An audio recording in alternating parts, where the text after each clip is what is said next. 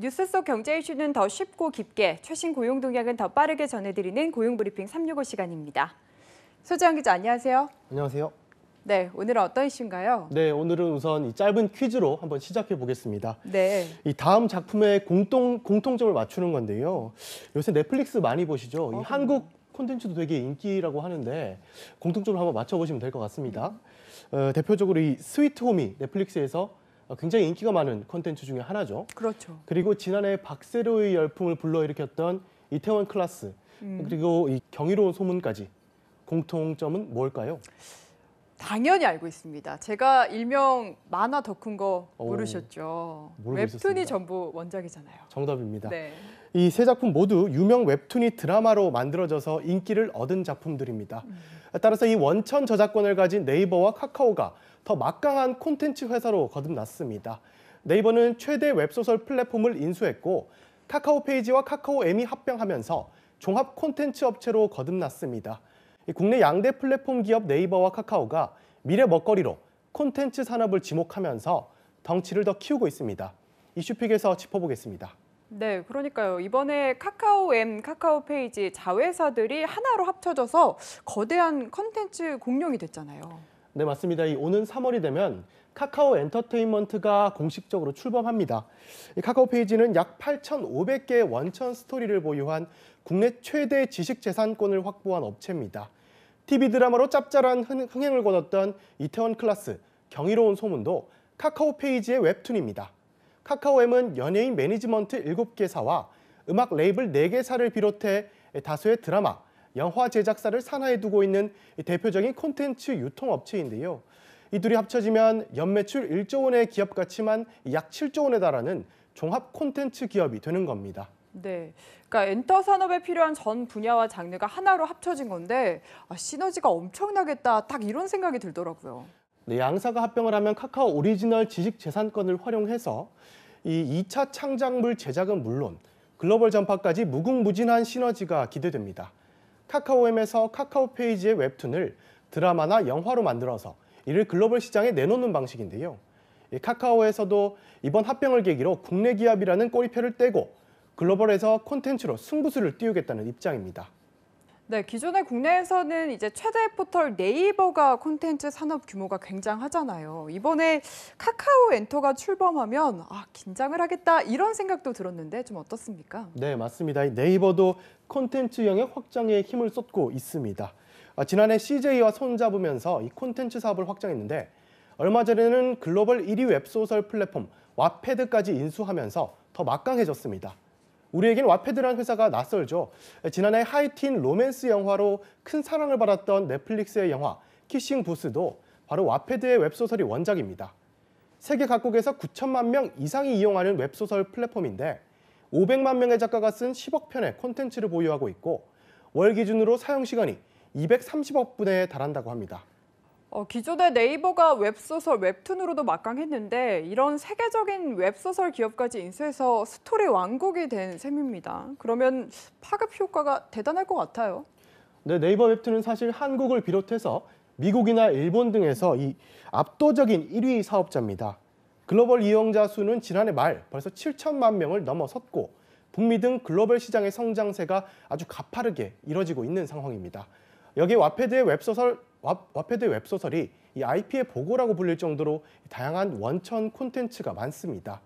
이러한 두 플랫폼이 결합하면 단순 합산만으로도 1억 6천만 명의 이용자를 확보하게 되는데요. 네이버는 이번 왓패드 인수로 더 많은 지식 재산권을 확보하면서 하나의 콘텐츠를 웹소설, 웹툰, 그리고 영화 등 동영상으로 이어지는 다양한 분야에 활용해 이 많은 파급 효과를 얻을 것으로 기대합니다.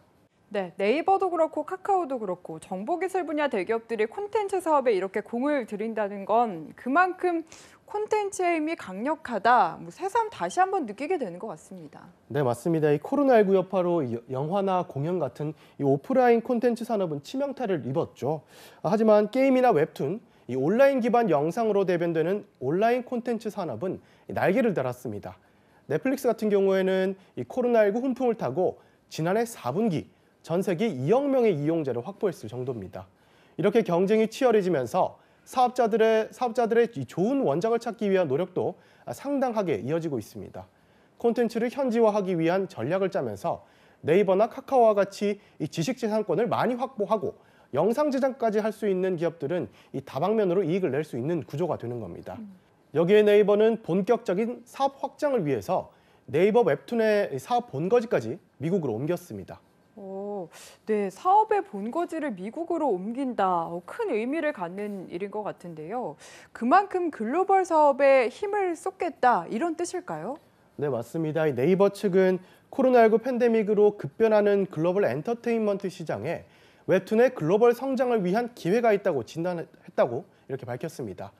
웹툰 지식재산권으로 미국 엔터테인먼트 산업을 공략하는 한편 유럽과 남미 지역 등 시장을 확대하겠다는 겁니다. 앞으로 아시아의 디즈니로 거듭나겠다는 그림을 그리고 있는 건데요. 국내 웹툰 작가들의 해외 진출 기회가 확대되는 동시에 팬십, 커뮤니티 등 다른 네이버 서비스의 글로벌 성장 가능성으로 이어질 것으로 기대된다는 포부를 밝혔습니다. 네, 사실 한국 문화 콘텐츠 산업은 이미 수출 효자로 자리 잡은 지는 꽤 오래됐잖아요. 이번에 네이버와 카카오 앞으로 콘텐츠 시장에 어느 정도나 영향을 미칠 거라고 보십니까? 네, 우선 이 한국의 콘텐츠 산업은 이 글로벌 시장에서 성공 가능성이 가장 높은 분야로 꼽힙니다. 콘텐츠 산업 수출액은 전년 대비 8.1% 증가한 약 12조 3,692억 원까지 성장한 것으로 추정됩니다.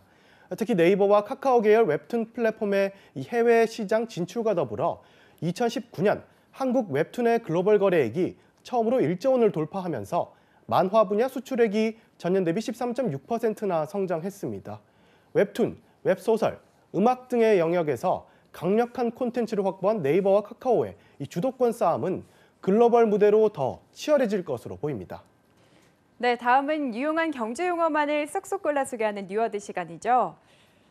오늘은 어떤 단어인가요? 네, 이 웹툰이나 이 드라마, 영화를 보면 유독 어떤 한 인물에 좀 꽂히는 경우가 생기시죠? 혹시 있으신가요? 저 그런 경우 많죠. 웹툰 보다 보면 많습니다. 네, 특히 이 주연보다 조연에게 더 호감을 느끼는 경우도 많아서 이 서브병이라는 말까지 생겨났는데요. 보통 이 멜로드라마의 법칙대로라면 남자 조연은 이 남자 주인공의 친구 또는 라이벌로 등장해서 극적 긴장감을 주는 역할을 합니다. 하지만 이 서브병 유발자들은 남자 주인공에게 쏟아져야 할 스포트라이트를 뺏어서 더 큰 인기를 누리기도 합니다. 팬들 사이에서는 한 번 빠지면 답 없는 게 서브병이다. 이런 말까지 있다고 합니다. 네, 콘텐츠의 영향력은 이제 단순히 문화 산업에 그치지 않고 산업 전반에 미치는 효과도 막대한데요. 네이버와 카카오, 이 두 회사의 경쟁이 글로벌 시장에선 어떤 성과를 낼지 주목됩니다. 오늘도 소재원 기자와 함께했습니다. 고맙습니다. 감사합니다. 지금까지 고용브리핑 365였습니다.